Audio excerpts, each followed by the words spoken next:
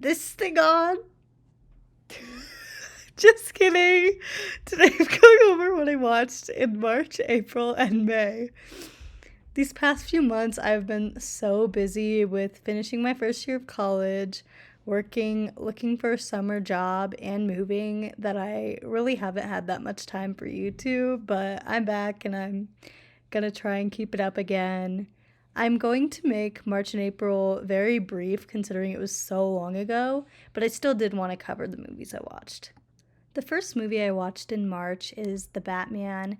I went and saw The Batman on opening night and it was really good. I love the cinematography and I definitely thought it was the best part of the movie along with the action. Seeing Zoe Kravitz and Robert Pattinson together was literally insane. I cannot express that enough. And I'm honestly glad I saw this on opening night. Very lucky. I rewatched One Day with my friends, and honestly, it wasn't as good as I remembered. It is a movie that is designed to make you cry and nothing else. I love Anne Hathaway, though. Apparently, she is one of the most hated celebrities, and I honestly couldn't believe it when I found that out because I love her so much. Eternal Sunshine of the Spotless Mind was a solid movie. Jim Carrey gives an amazing performance throughout the whole entire thing. I mean, he does a good job with everything, honestly. I love the style of this movie and how unique the concept is, even though I still feel like I haven't completely processed it or fully understand yet. I also watched all of the Oscar-nominated animated shorts. For the Oscars, first one I watched was Robin Robin. I thought it was really cute, but honestly it dragged along and it wasn't anything special to me. The windshield wiper, it kind of gave me We Live in a Society vibes. Like, it was just a little too for me, but the animation was really good. I can't believe it won, but I mean, I don't know. Then I watched Box Ballet. Box Ballet was my favorite. I absolutely loved the animation style, and the story was also really good, so just a mix of all of that was awesome. Then I watched Bestia. It was weird, but it had a very ambitious animation style, so I really appreciated that as well. The last one I watched was Affairs of the Art. Affairs of the Art was unique, and I absolutely loved the animation, but some of the imagery was just a lot and it got kind of overwhelming sometimes because the editing was also very sporadic at times and that made it hard to, completely enjoy. Scream is genuinely the worst movie I've seen this year, honestly. It was so meta to the point where I wanted to rip my ears out and walk out of the theater. It was just terrible. I don't know if Scream movies are supposed to be like that because that is the first one I've seen, sadly. So if it is supposed to be meta, it was perfect, but if not, no, don't watch it. Fresh is a great movie. I really enjoyed watching it. I think it's a perfect psychological thriller, and it has a lot of comedic elements, which makes it also, fun and lighthearted at the same time. I loved the pacing of this movie. I cannot express enough how it just flows so well and no scene is left, you feeling empty, which is awesome. The aesthetic of the movie is also great. I absolutely love it. It was just very well done and I suggest everyone check it out. It's a really great movie and I don't think it has that long of a runtime either, so go check it out.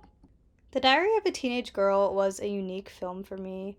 The storytelling style was a little confusing at times, but I really liked the directions it took. I also think the topics covered are very important, and I liked that aspect of it a lot. Bridget Jones's Diary was a very solid rom-com. I've heard about this movie several times, and it definitely lived up to the hype. The story was simple and effective, which is what I like to see in romances, because, when there's plots of miscommunication, it gets really old to me at least. But honestly, though, Bridget is low-key annoying, and I'm not saying she deserves to be alone, but she's annoying. That's all I gotta say. Dirty Dancing is one of my favorite romance movies of all time. The tension, the build-up, the underlying plot, all done well and purposeful. I love this movie and, the aesthetic of it, it's amazing. My only critique is, why did they have to name her Baby? Come on now. Come on. Really?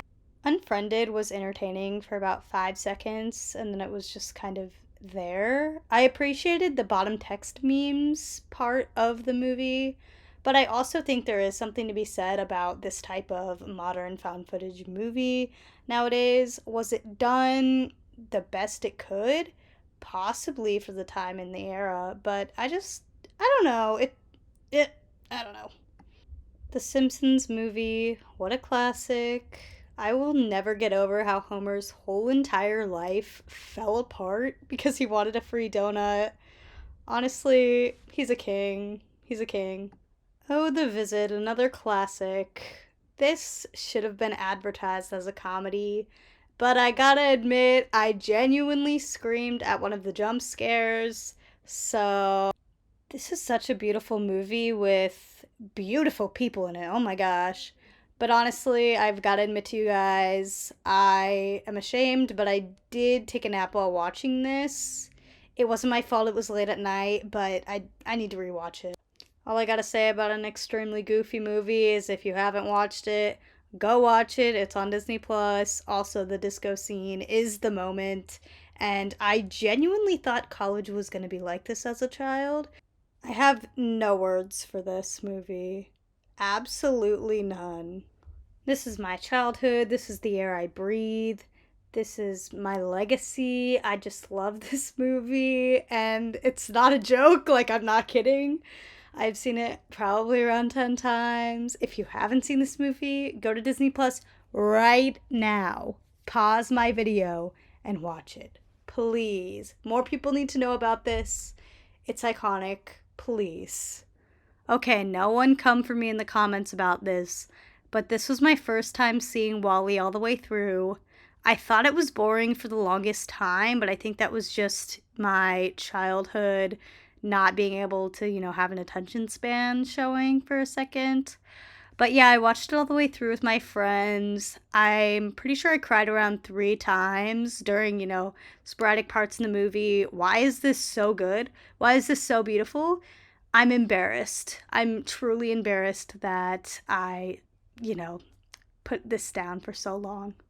Everything, Everywhere, All at Once. I feel like I could make a whole entire video about this movie, as I know a lot of people have.